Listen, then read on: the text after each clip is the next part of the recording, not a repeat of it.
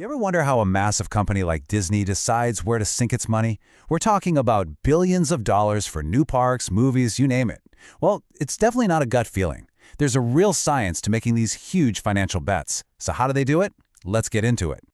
All right, let's put you in the hot seat. Imagine you're a top exec at Disney. You've got a cool $1 million burning a hole in your pocket. So what's it going to be? A brand new ride? The next big streaming show? Or maybe expanding a theme park? With so many options, how in the world do you choose the right one? Well, you don't just flip a coin. There's a formal process for these kinds of high-stakes decisions. It's called capital budgeting, and it's basically the toolkit that financial managers use to turn what seems like a massive gamble into a really calculated choice. At its heart, capital budgeting is all about answering one single critical question. Is the cash we're about to spend today going to be worth the money we expect to make back in the future? It's a way to systematically compare all these different opportunities and hopefully pick the winner. So let's open up this toolkit and look at 3 of the most common ways they do it. First up, we've got a method you can think of as the stopwatch. And just like a stopwatch, this one is all about speed. The payback period answers a really simple question. How long is it going to take to get our initial investment back? That's it. And, a lot of the time, the faster you get your money back, the better the project looks on paper. And the math is just as straightforward. You just take your capital investment, the money you have to spend up front, and you divide it by the average amount of cash you expect the project to bring in each year. So let's run the numbers for our Disney scenario. We start with our $1 million investment. Then we divide that by the expected cash flow each year, which we'll say is $200,000. And there's our answer, 5 years. So now the manager at Disney has a clear question to answer. Is waiting 5 years just to break even on our $1 million a good idea?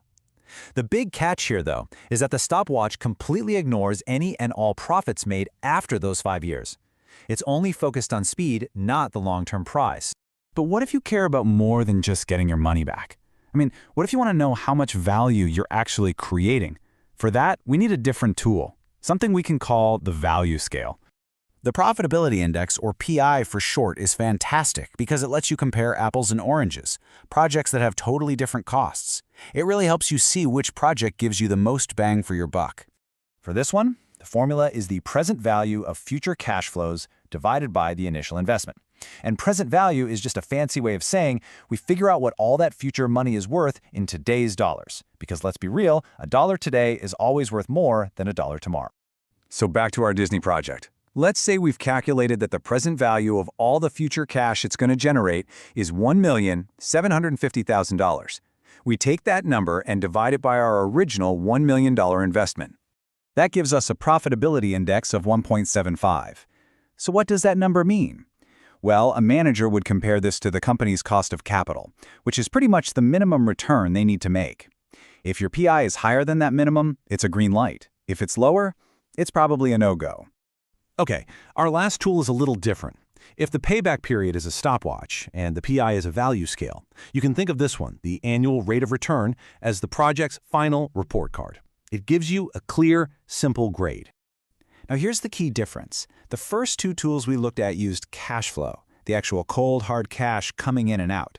This one, the ARR, uses net income right from the accounting books. That means it includes things like depreciation.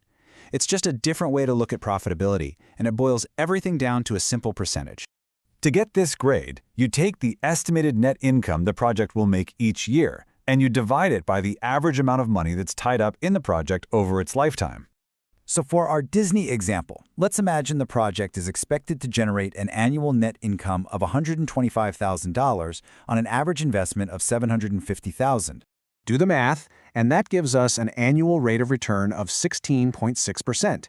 And just like a report card, this grade gets compared against a standard. In this case, the company's required rate of return. If 16.6% is higher than the minimum passing grade, the project is in good shape. The big weakness here, though, this grade completely ignores the time value of money we just talked about. So let's just quickly recap this key point. The first 2 tools, the stopwatch and the value scale, they're all about cash.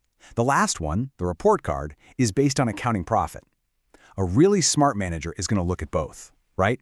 Because cash is what pays the bills, but profit can tell you about the long-term health of the investment. So you've got all this data, the speed, the value, the grade. How does the final call actually get made? I mean, who's the one that pulls the trigger on a multi-million-dollar project? It's really a team effort. You've got the financial managers who run all the numbers and propose the projects. Then you've got the executives who debate whether it fits the company's strategy and make their recommendations. But at the end of the day, for the really big projects, the buck usually stops with the CEO. And this is really the whole point. Capital budgeting isn't just about doing math. It's about strategy. These tools give leaders the hard data they need to make sure these massive, expensive decisions are actually pushing the company toward its biggest goals. So I'll leave you with this final question. If you were the CEO and it was your call to make, which of these tools would you trust the most? Would you go with the stopwatch for speed, the value scale for overall worth, or the report card for a clear grade? There's really no single right answer, and that's exactly what makes the job so tough. American business and management. It's a big one.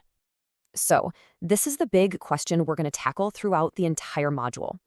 We're really going to explore what makes business in America tick, right now. So here's our game plan. We've got 3 main steps to guide us through. First things first, to get where we are now, we've got to go back. We'll start with industrialization. This was a total game changer for how business was done.